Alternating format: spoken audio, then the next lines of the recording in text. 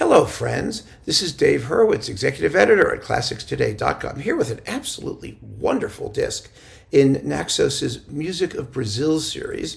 It's called Serenata, and it consists of music for chamber orchestra, mostly strings, by a variety of Brazilian composers. Lighter music, charming music. I mean, if you like English music for string orchestra, we talk about those discs all the time, you're going to really love this. And in fact, it's done by English music for string orchestra people, the English Chamber Orchestra under Neil Thomson.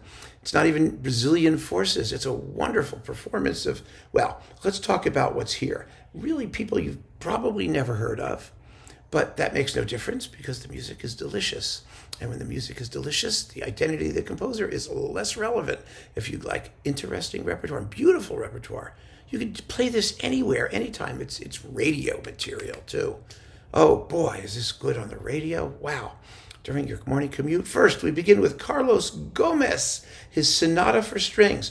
Now, Gomes, who lived from, 1836 to 1896, he was an opera guy.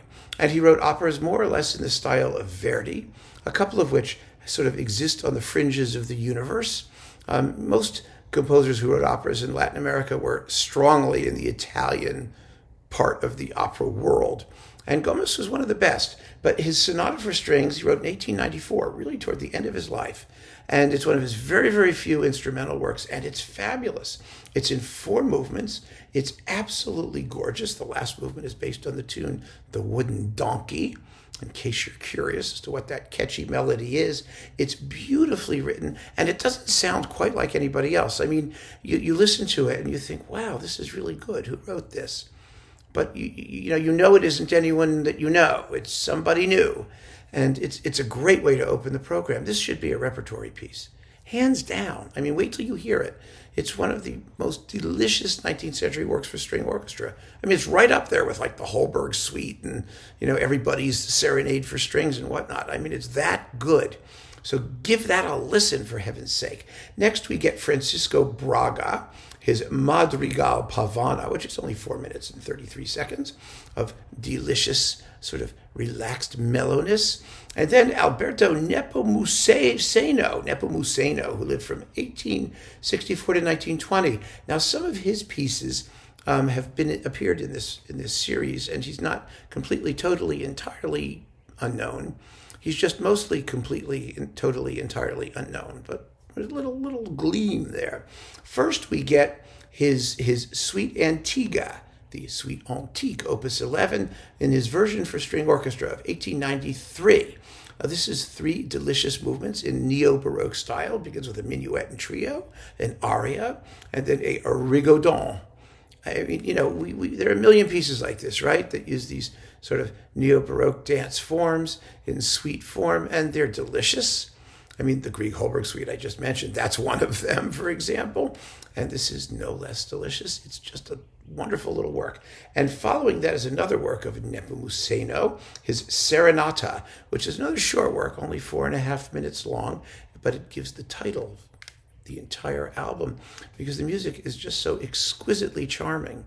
And last but not least on here is Leopoldo Miguéz, who lived from 1850 to 1902. He wrote another Suite Antiga. This is a Suite Antiga. The makes all the difference. I don't know what the difference is, frankly. It's Opus 25 of 1893. Now, this is a 5-movement, neo-Baroque, like we just talked about, confection, that consists of a prelude, a sarabanda, a gavotta, an aria, a double, and a giga at the very end. And it's another just lovely work. And it's written for a real chamber orchestra. It has a little bit of winds and like timpani and things like that. It's a little larger in conception, and it's 24 minutes long. It's a serious work in terms of size. It's not like mini.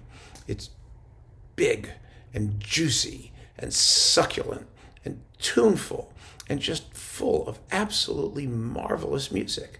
I mean, this is a real sleeper of a disc because unless you collect the Brazilian music series, the title isn't going to speak to you and the composers aren't going to say anything about who they are.